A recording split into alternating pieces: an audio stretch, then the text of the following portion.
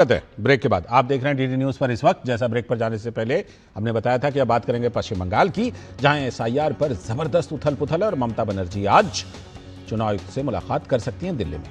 तो एसआईआर पर ममता बनर्जी ने एक तरह से राजनीतिक मोर्चा खोल रखा है। पहले रिपोर्ट देखिए। मुख्यमंत्री ममता बनर्जी एसआईआर के विरोध में आज 15 सदस्यीय प्रतिनिधिमंडल के साथ दिल्ली स्थित निर्वाचन सदन में मुख्य चुनाव आयुक्त ज्ञानेश कुमार के साथ बैठक करेंगी। तो वहीं दूसरी ओर एसआईआर प्रक्रिया में राज्य प्रशासन के अधिकारियों के एक वर्ग की भूमिका पर सवाल उठाते हुए बीजेपी बंगाल के सड़कों पर उतर आई है। मुख्यमंत्री ममता बनर्जी का दावा है कि रोल ऑब्जर्वर और माइक्रो ऑब्जर्वर कानून से बाहर जाकर काम कर रहे हैं। इसके साथ ही लॉजिकल डिस्क्रिपेंसीज की सूची को लेकर भी उन्हें भारी आपत्ति है। इन सब मुद्दों को लेकर आज मुख्य चुनाव आयुक्त ज्ञानेश कुमार से मिलने के अलावा मुख्यमंत्री ममता बनर्जी ने सुप्रीम कोर्ट में भी अपना पक्ष रखने के लिए एक याचिका दायर कर दी है। मुख्य चुनाव आयुक्त से ऐसी मुलाकात पिछले दिनों टीएमसी के एक प्रतिनिधिमंडल कर चुका है। भाजपा राज्य के प्रत्येक जिला निर्वाचन अधिकारी के कार्यालय के सामने विरोध प्रदर्शन कर रही है। इसके साथ ही शाम 4 बजे भाजपा के नेता प्रतिपक्ष शुभेंदु अधिकारी मुख्य सचिव नंदिनी चक्रवर्ती से मुलाकात करने वाले हैं। भाजपा का दरअसल आरोप है कि चुनाव आयोग के अधीन होने के बावजूद राज्य प्रशासन के कुछ अधिकारी निष्पक्ष रूप से काम नहीं कर रहे हैं। राज्य भाजपा का दावा है कि एसआईआर की सुनवाई प्रक्रिया में हो रही परेशानी के मूल में भी यही अधिकारी लोग हैं। हाल ही में दक्षिणी 24 परगना के अतिरिक्त जिलाधिकारी यानी एडीएम पर आरोप लगा है कि उन्होंने नियम के विरुद्ध तरीके से ईआरओ को नॉट वेरीफाई विकल्प पर क्लिक ना करने का निर्देश दिया। अतिरिक्त जिलाधिकारी का यह व्यवहार क्या सुनवाई प्रक्रिया में देरी करने के उद्देश्य से है? इसी को लेकर चुनाव आयोग के अधिकारियों के बीच भी सवाल उठ रहे हैं। और इधर मुख्यमंत्री ममता बनर्जी आज एसआईआर के चलते हुई मौतों का दावा करते हुए कुछ मृतकों के परिवारों को लेकर अपने साथ दिल्ली आई हैं। मुख्यमंत्री का दावा है कि अब तक 140 लोगों की मौत हो चुकी है, लेकिन राज्य के मुख्य निर्वाचन अधिकारी के कार्यालय का कहना है कि आज तक जिलाधिकारियों ने एक भी मौत की घटना पर रिपोर्ट नहीं दी है, एक भी नहीं। बार बार मांगने के बावजूद रिपोर्ट प्राप्त हुई नहीं है। तो जानकार कह रहे हैं कि मुख्यमंत्री ममता बनर्जी की नाराजगी का मुख्य कारण एसआईआर प्रक्रिया में माइक्रो ऑब्जर्वर की नियुक्ति और रोल ऑब्जर्वरों की भूमिका है। मुख्यमंत्री का आरोप है कि देश के किसी भी अन्य राज्य में इस तरह इतनी बड़ी संख्या में माइक्रो ऑब्जर्वर और रोल ऑब्जर्वर तो नियुक्त नहीं किए गए हैं। अपने 5 पत्रों में मुख्यमंत्री ने माइक्रो ऑब्जर्वरों की नियुक्ति से लेकर मतदाता सूची में संशोधन की प्रक्रिया तक पर सब पर कड़ी आपत्ति जताई है। इसके अलावा मुख्यमंत्री ने त्रिपुरा कैडर के 4 आईएएस अधिकारियों को पर्यवेक्षक यानी ऑब्जर्वर के रूप में नियुक्त किए जाने पर भी सवाल उठाए। उनका आरोप है कि कुछ पर्यवेक्षकों ने पश्चिम बंगाल के मुख्य निर्वाचन अधिकारी के कार्यालय से एरोनेट पोर्टल का नियंत्रण अपने हाथ में ले लिया है। साथ ही उनका आरोप यह भी है कि पर्यवेक्षक बिना किसी कानूनी अधिकार के डेटा में बदलाव कर रहे हैं, जिससे बड़ी संख्या में पात्र मतदाताओं के नाम भी कटने का खतरा है। तो दूसरी तरफ राज्य के दौरे पर आए केंद्रीय गृह मंत्री अमित शाह ने हमला बोलते हुए कहा था कि ममता बनर्जी दरअसल डर गई हैं, इसीलिए तो वो एसआईआर का विरोध कर रही हैं।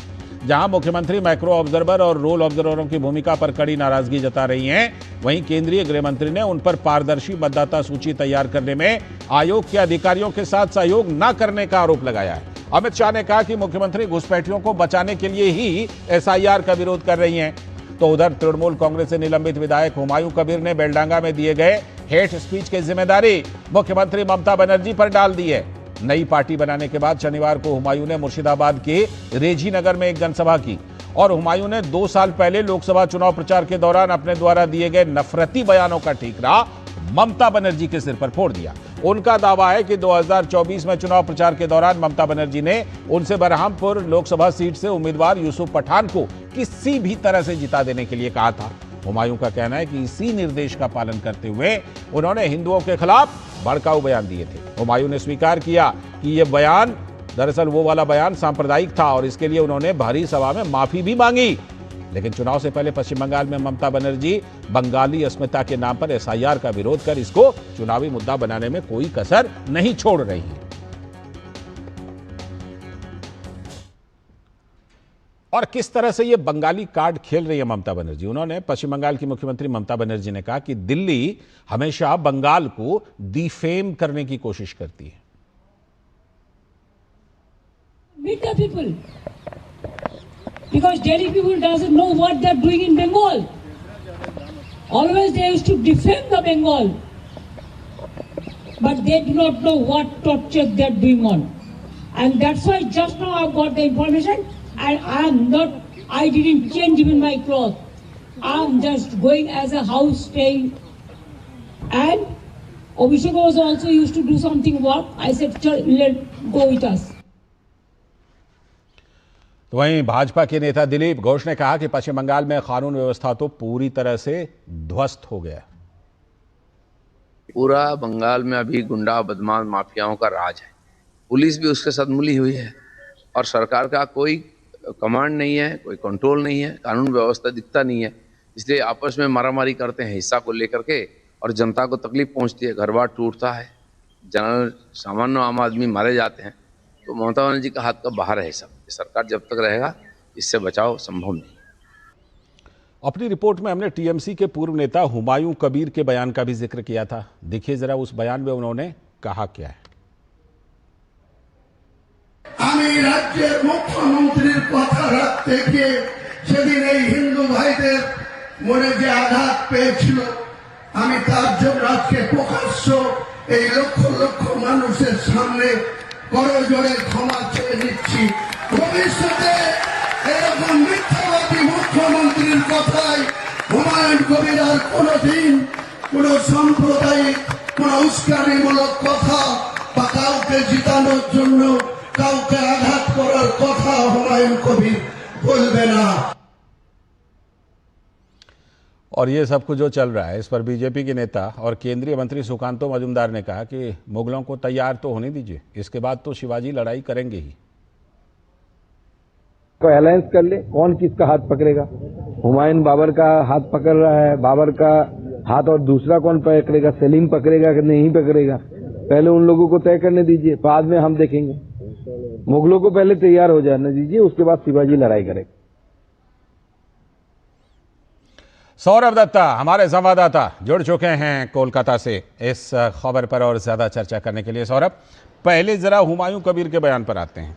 साफ तौर पर कहा कि ममता बनर्जी के कहने पर मैंने भड़काऊ बयान दिए।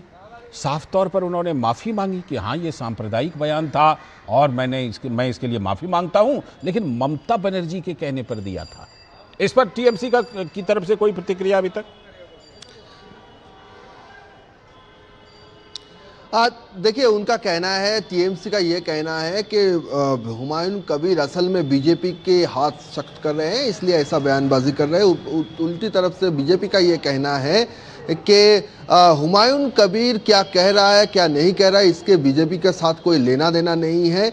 वहाँ पे हुमायूं कबीर असल में टीएमसी का बी टीम होकर काम कर रहा है। तो ये तो बयानबाजी चल रहा है एक दूसरे के खिलाफ, लेकिन इसके एक बात साफ तरीके से दिख रहा है कि हुमायूं कबीर ने जो सभा किया था, ये रेजीनगर का सभा है, शनिवार को हुआ था, उस दिन उसमें मीम भी यानी असदुद्दीन ओवैसी का पार्टी भी उसी मंच में मौजूद थे और उसकी मौजूदगी में हुमायूं कबीर ने कहीं ना कहीं जाके सीएम ममता बनर्जी जो हर वक्त खुद को धर्मनिरपेक्ष का प्रतीक मानती है, सेकुलर पॉलिटिक्स का प्रतीक मानती है, उनके छवि पर कहीं ना कहीं काली पोत दिया है हुमायूं कबीर के इस बयान ने। क्योंकि बेलडांगा का ये बयान काफी विवादित बयान रहा है जो 2024 को हुआ था। आज हुमायूं कबीर साफ तरीके से कह रहे हैं। ठीक, एसआईआर पर जरा आइए। आज बीजेपी भी प्रोटेस्ट कर रही है, ममता बनर्जी दिल्ली में मुलाकात कर सकती हैं। दोनों तरफ से एसआईआर पर कार्ड खेला जा रहा है और ममता बनर्जी जिसे कहते हैं ना लास्ट मिनट तक छोड़ना नहीं चाहती, इसीलिए सुप्रीम कोर्ट में एक बार फिर से चली गई। लाल जी देखिए, ममता बनर्जी यहाँ पे जब से एसआईआर का शुरुआत हुआ है इस राज्य में, तब से वो एसआईआर के विरोध में है। लेकिन चुनाव आयोग ने ये साफ कर दिया कि विरोध हो चाहे जितना भी, एसआईआर का जो लक्ष्य है वो लक्ष्य बंगाल में पूरा करके छोड़ेगी। ये सीओ ने भी कहा है स्पष्ट तरीके से अपने माइक्रो ऑब्जर्वर के ऊपर। जब हमला हुआ था, जब सुनवाई केंद्र में तोड़फोड़ हुआ था, तब सीओ ने कहा था कि चुनाव करने वक्त भी काफी सारी दिक्कतें आती है, लेकिन चुनाव तो होता है तो फिर एसआईआर क्यों नहीं होगा।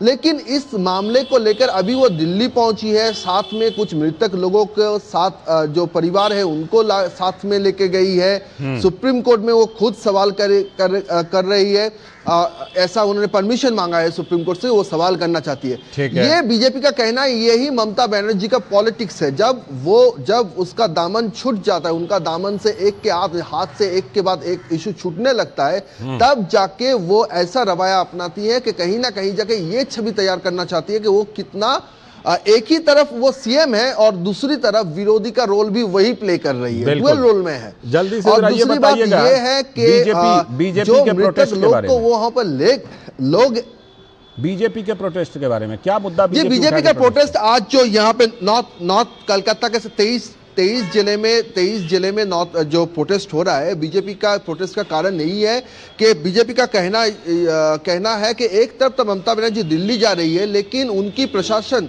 उन ईआरओ के खिलाफ, जिनके खिलाफ चुनाव आयोग ने एक लिस्ट में गड़बड़ी का आरोप लगाया, जिसमें चुनाव आयोग ने जिस ईआरओ को सस्पेंड करने के बात कही थी, उनमें अभी तक कार्रवाई नहीं हुआ और नाम के स्पेलिंग में छोटा छोटा मिस्टेक करके आदमी जो पब्लिक है उनको हैरान किया जा रहा है। और इसी साथ इनका विरोधी का यह भी कहना है कि मृतक लोगों को लेकर ममता बनर्जी दिल्ली जाती है, लेकिन आज तक एक भी रिपोर्ट जिला शासक ने नहीं दिया, किसी ने जिला शासक ने नहीं दिया। तो इसी सारी बात को लेकर आज शुभेंदु अधिकारी कुछ समय के बाद ही राज्यपाल सीबी आनंद बोस से भी मुलाकात करेंगे। उनका ये आरोप है कि जो ऑफिसर्स हैं राज्य प्रशासन के, उनमें से कुछ ऑफिसर्स ऐसे हैं जो तृणमूल के हित में काम कर रहे हैं और आईपैक के इंस्ट्रक्शन, जो तृणमूल का आईटी सेल है, उसके इंस्ट्रक्शन लेकर काम कर रहा है। दूसरी तरफ टीएमसी को माइक्रो ऑब्जर्वर से प्रॉब्लम है और अधिकारी जो नियुक्त किए जाते हैं उनसे प्रॉब्लम है। खैर, आज ममता बनर्जी मिलने वाली है शायद 4 बजे।